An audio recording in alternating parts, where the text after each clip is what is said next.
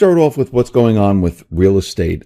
We see out in Canada, is where you are, we see real estate like the bubble is starting to pop. We see it in Australia, Europe, the United States. We're starting to see signs that real estate is heading in the southerly direction, downward. And I wanted to get your take on what is happening with real estate. Why all of a sudden is real estate starting to decline? Well, essentially, we've had a state of euphoria that has been present in many major cities across the entire world. Some are worse than others, obviously. In fact, Toronto saw the biggest bubble throughout 2017. It peaked out in April of 2017. The prices were so high at one point that people were literally standing outside of homes with their real estate agents in order to have multiple bid offers on a property. So you could not even place your offer through traditional means. You would call the real estate agent. That's how hot things were. You had lineups of people going on, to line up for new condo developments that were happening. In Hong Kong, you can see literally real estate agents beating the hell out of each other in order to try and get a new client. This is the state of euphoria that we've experienced here. Now, as these prices in certain areas have come down, it is directly correlated to the expenses people are paying. There's no possible way that they can afford to pay what they have been, have to deal with over the next little while, because you can see where interest rates are today. They have included new stress test measures on individuals that says basically if interest rates do rise, are you able to afford them? And the answer is no. That's pushing more and more people to alternative mortgage lenders. They are higher risk, considered to be higher risk. And this ultimately puts a further burden on people because they don't have as good rates as the traditional lenders. So people are going to be overburdened. They're seeing that. They're saying, hey, you know what? Let me just wait it out a little bit. I'm going to just to see what happens with the market. I've been told interest rates are going to rise. I'm a little scared. Let's just wait it out. So they're sitting and waiting. So the inventories are piling up in many of these areas. But if I look at an area like San Francisco, for example, sure, prices have been rising and there's no stopping that anytime soon. That probably will be one of the last ones in the US to pop. I look at Manhattan, I've seen that those prices have come down a bit. You've seen 54%. I just did a video about this. 54% of the properties that have gone on sale have been under the asking price, and 37% of them have been at the asking price, but the asking price had already been reduced. So pretty much all of them are selling for under what they initially list for. So we can see that this is declining, and I do believe that interest rates and uncertainty is playing a big role in this. Do you think a lot of people are going to, since the buyers are saying, I'm going to wait a little bit, what about the sellers? Do you think they're going to start taking their houses or condos off the market because of this? Many people do that. However, if you just speak to your real estate agent, generally they'll be able to tell you exactly what it was listed for, how many times it's been on the market and off the market. So they're not necessarily going to fool anybody by pulling it off the market and trying to put it back on 3 months later. I think that is happening. It does, in fact, occur where they just pull it off the market and they say, hey, we'll just wait it out and we'll see. But the conditions aren't going to get better. Of course, they'll just get worse.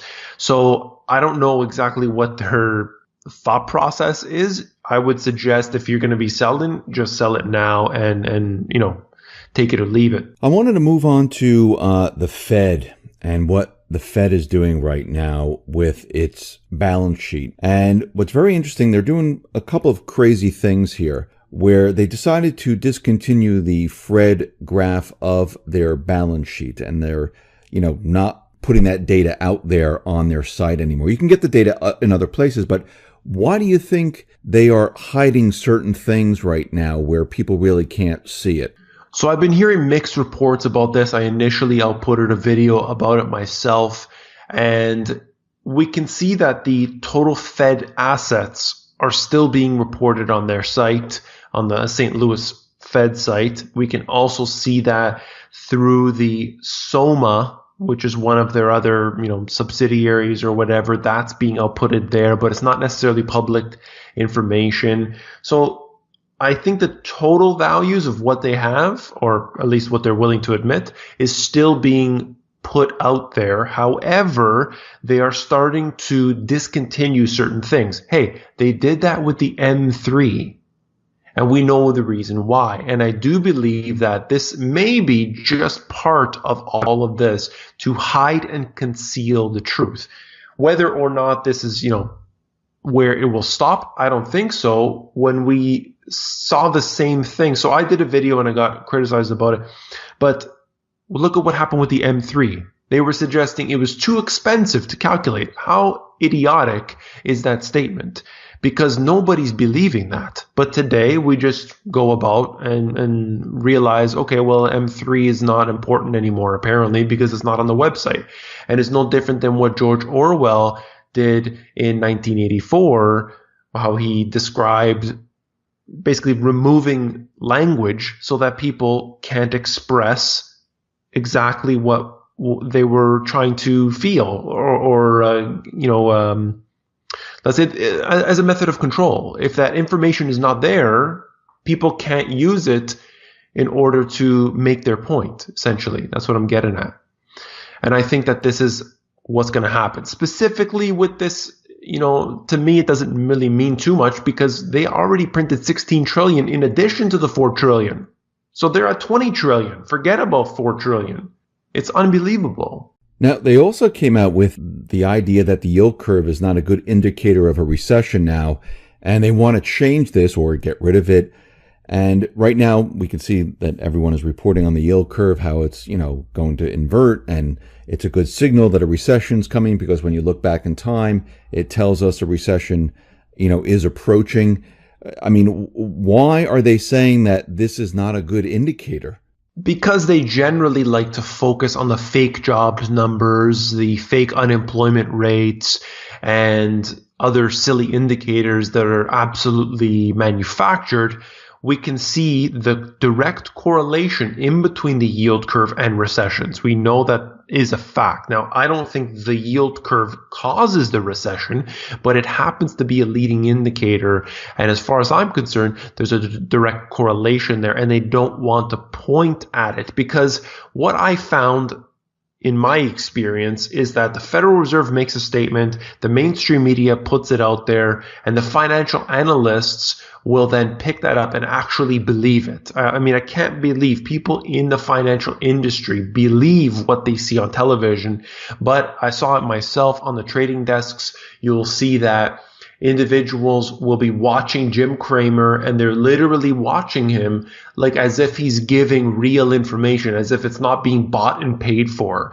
This is how silly people have become, and it's those who were supposedly trusting to do the analysis, to do all of the trading, to do all of this business, and it's a big mistake. The yield curve is something that we should be definitely paying attention to. What you're saying is true. I mean, they put information out there, and a lot of the data that they're putting out there is manipulated, and it's to push a certain narrative. The Fed has also put out there that the tariffs are going to wreck the economy. I mean, in your mind, why are they also pushing that idea? Because, I mean, think about it. They're removing their data from their balance sheet. They're saying that the yield curve is not a good indicator of a recession. And then they're saying that tariffs that Trump is pushing might wreck the economy. Why are they pushing all of this right now? I think that they are clearly worried about what's coming. You can see that there has been a lot of uncertainty recently in the different markets, whether that is real estate, whether that's the financial markets. Look, we're still at a level below that which we had back in January of 2018. And we're not willing to sit here and actually admit that yet. Still, it's as if it never happened. It's so ludicrous to see people out there saying that the stock market keeps rising. It hasn't been rising. Yes, it did all throughout 2017. There's no doubt. But to say that it's still rising is completely fraudulent. And I think that they are starting to become concerned that despite all of the quantitative easing measures that's going on around the world, they still haven't been able to push these markets higher. So they're going to have to intervene, or This could be time for them to pull the plug. So let's take this one step further. Now, the bank of all central banks, the BIZ, they're warning that banks might be manipulating their books like Lehman. And, they're saying that, their books aren't really what they're showing and how the bank is really doing. Why do you think the BIZ is actually coming out and saying that banks are actually manipulating their books? The BIZ, I see it a lot like the IMF. And these two institutions, while they are completely the supranational elite and they have no business really existing as far as I'm concerned, their reports are actually really good. When they output these reports, I'm always looking at them, and they are always generally really pointing the finger at the problem. Their solutions, of course, are terrible, but I really like their reports. It really highlights the fragility of this financial system. So when the BIZ comes out and says something, I actually like to listen. I actually do believe that usually it's pretty accurate. They have an agenda, of course.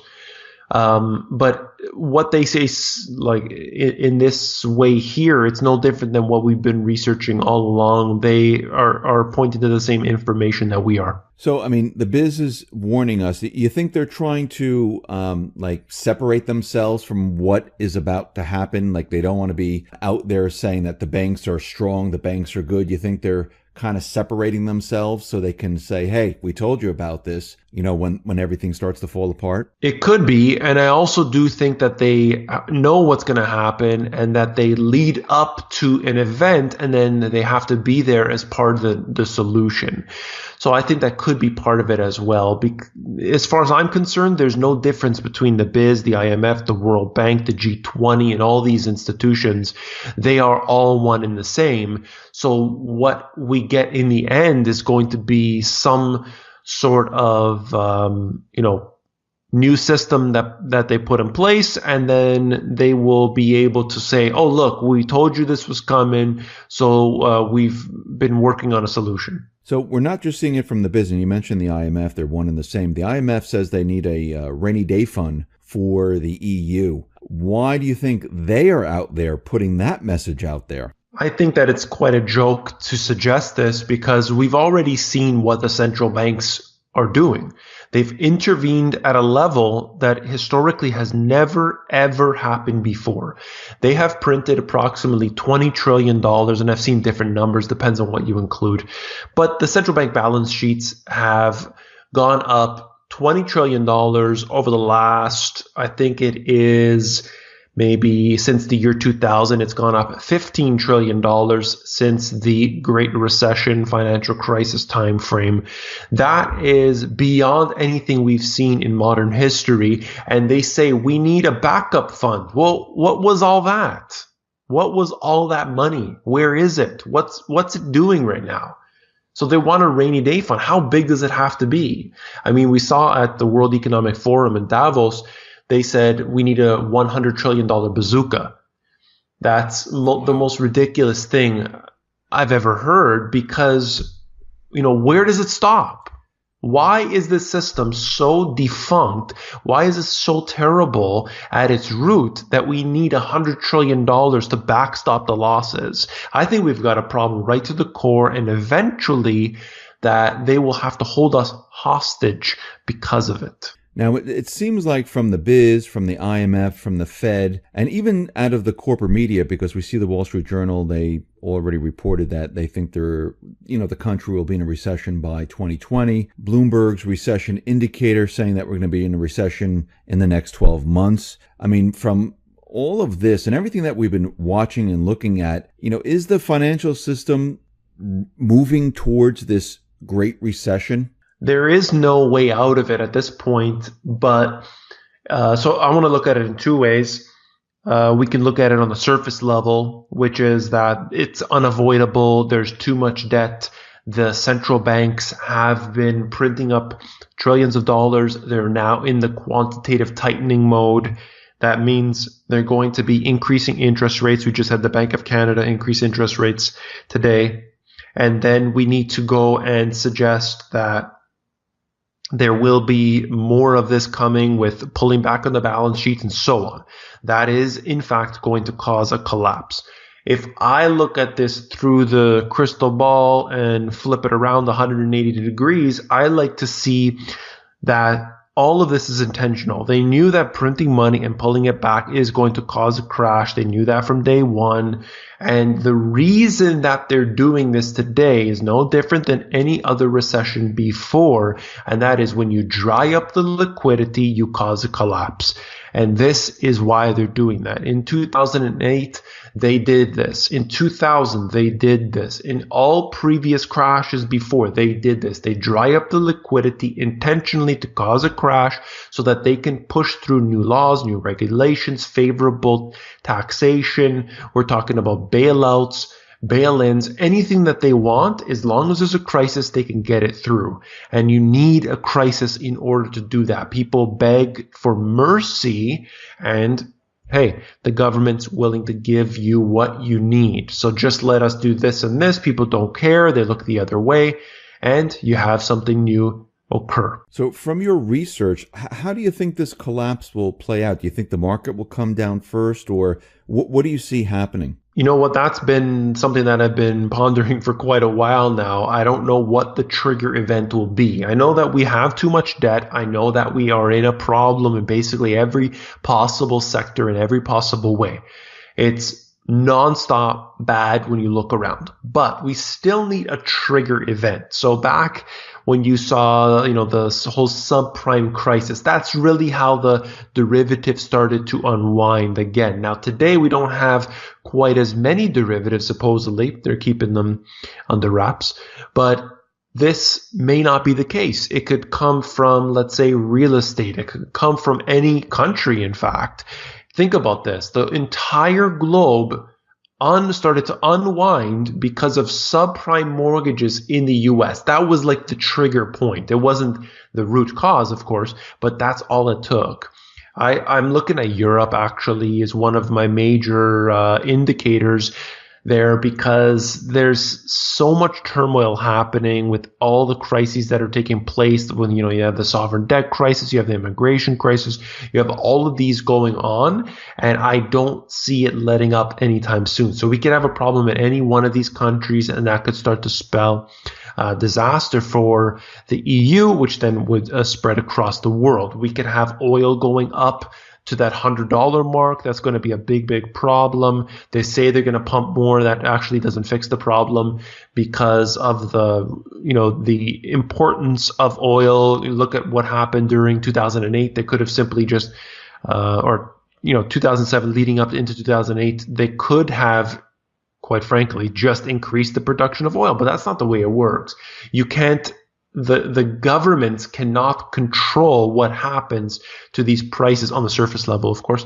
They can't control it. It is, in fact, happening without their ability to manipulate this and say, oh, we'll pump more, we'll take more out. Look at what occurred with oil when it dropped down to $30 a barrel. There was a glut. It appeared out of nowhere. A glut just appeared.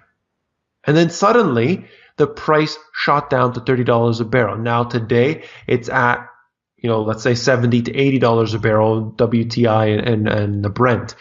There's no understanding what's going on with prices the way that they put them. All I know is that this could be one of the factors if it gets too high. So there could be a number of things, but I'm watching oil, I'm watching Europe. Of course, the U.S. has big issues itself. In Canada, the real estate is the entire economy. So if real estate decides to fall, that's it. It's going to be game over for Canada. Increasing interest rates, obviously, another big issue there. We can look at China's slowdown that is, in fact, happening. The actual GDP numbers are probably somewhere around 3 to 4% based on many estimations. So you just pick. Just take your pick. And of course, we have the conditions where conflict could be heating up. So that's also another issue. So let's move into, when a collapse does happen. Let's say the market comes down, things start to fall apart. Like you said, Canada, your real estate bubble is popping. And of course, that leads into many other industries once real estate starts to fall apart. I mean, are we going to see the same thing happen that we saw in 2008? Are we going to see huge job loss, or are we going to see a credit crisis?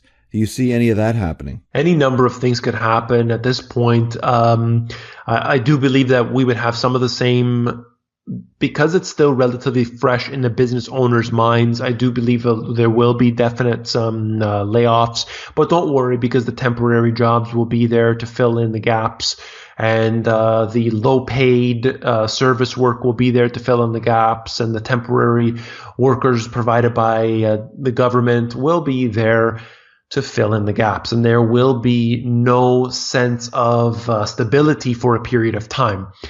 We're going to have the potential that asset prices will fall in a deflation at first, but it won't take long for the central bank, in this case the Fed, to ramp up the printing presses yet again. There's going to have to be a time in which we engage in a QE4. There's no way around it. That's going to have to happen. And when they do engage in that, we could see asset prices rising again. But just look at 2008. They didn't respond immediately. So people think, oh, as soon as the prices come down, they're just going to print some more money and my Amazon shares will be fine. That doesn't work like that, okay? They want it to collapse to a level to make things really, really heated, get the debates going, make it look like they're all fighting in between each other in the Congress, and then they pass a TARP bailout. That's going to have to happen. And I think that in a short period of time, asset prices will be suffering before they engage in a hyperinflationary scenario. I mean, you're saying that they're going to push QE4. Do you think they do have the ability, when everything starts to fall apart, to prop everything back up?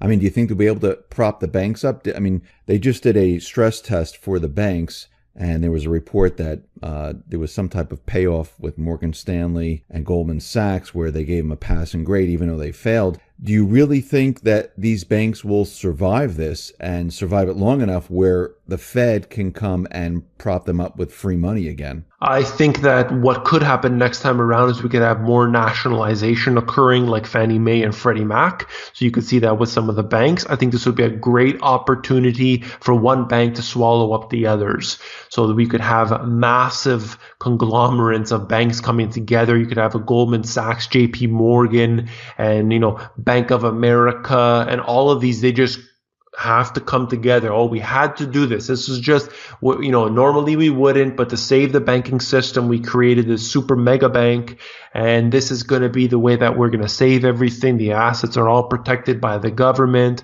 We will backstop any losses. We'll get the Fed out there. They're going to start printing some money. They'll get the stocks to come back up. They can do it. I think they can do it. But ultimately, what's going to happen as a result is more power and control for the governments, as well as, more importantly, the supranational elite. Now, what about the interest rates? Are they going to start dropping them very, very quickly? I mean, do you think we'll end up in the negative territory with interest rates? It seems, well, that's something. In Europe, you could say yes, for sure. But in the US, I think that they'll have to. However, I'm skeptical, because I know that they purposely want to create a crash. So I'm a little bit skeptical. My estimation, based on, I don't give any predictions, but just based on an estimation, the Fed funds rate will max out at about 3%. It doesn't look like it can get any further than that, maybe a little bit. But at that point, they're going to have to start to drop rates. How low they go, well, we'll see how flexible they are. We saw the shadow Fed funds rate, which did in fact go below, I think it was actually -3 at that time. But this year, we could have the actual Fed funds rate coming below, and they could, even Janet Yellen, prior to becoming the chair, she said if it were positive to have negative interest rates, I'd vote for that. So she is actually in favor of that. That means the central banks are in favor of that, and it is only a matter of time. A lot of central banks are doing it, so it's nothing really new anymore. And it's simply a matter of time where we'll get to. We have to get to a certain point on the high, maybe 3% on the Fed funds rate or so. At that point, they'll have to start bringing them down. They're always too slow on the way up, too slow on the way down. They're never able to get anything sorted out. It really is a failure if you think of it as if every action they do is intentional. So you said that the central bank, they want to trigger something and they want to bring it down. Why do you think they want to bring it down right now?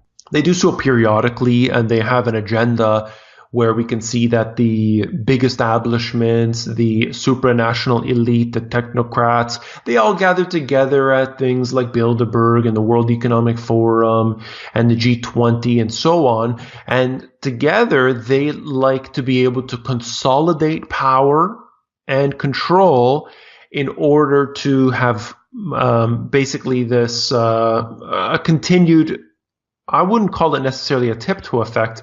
It's more of like a staircase where every so often they get more and more power. They're doing that. They've been doing it for a very, very long time. Every crisis, they're always getting more power, more control. There are mergers and acquisitions taking place, and we get bigger and bigger conglomerates. The media is owned by just a few companies, and you could look into that more deeply, where you see 147 companies basically own the entire world. This is always the case where it happens after or around that time frame of a collapse or a crash or a crisis of some sort around the world. This is what they do, and they are able to make these leaps in these crisis timeframes.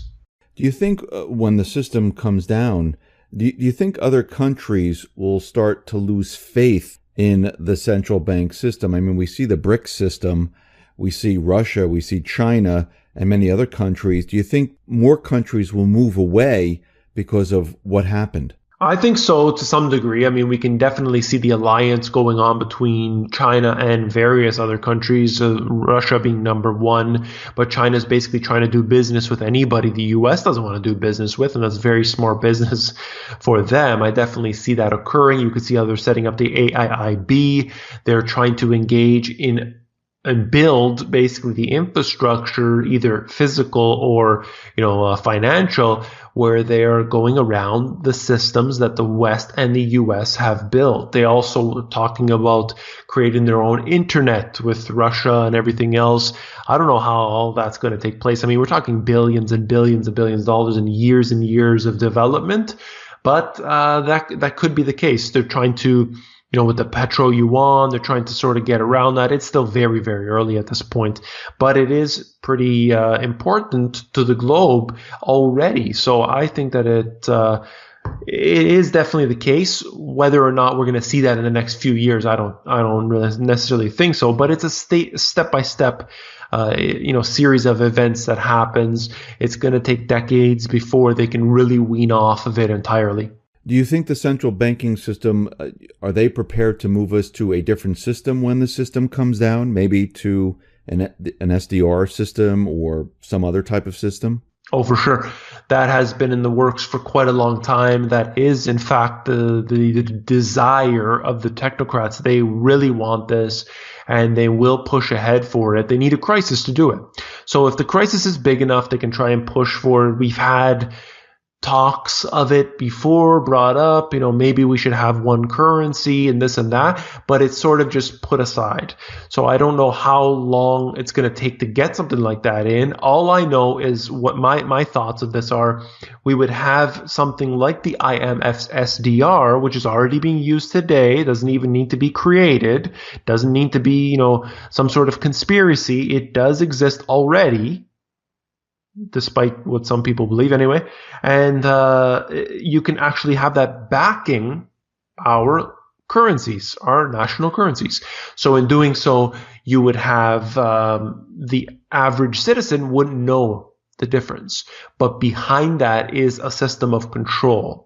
And they're able to manipulate, they're able to say, oh, your deficits are too great, you will have to be burdened in some way, austerity measures, increased taxations, and so on. So let me just ask you this. If we move to this SDR system, does the Fed lose the ability to create currency like they're doing? I mean, will the dollar still be the reserve currency, or is it now the SDR? That's something I'm not aware of what they'll do, to be honest with you. I do believe that all the central banks will still be there, and they will probably issue the currency, but I think somehow in behind the scenes, you're going to have some sort of supranational entity like the IMF dictating what can really happen.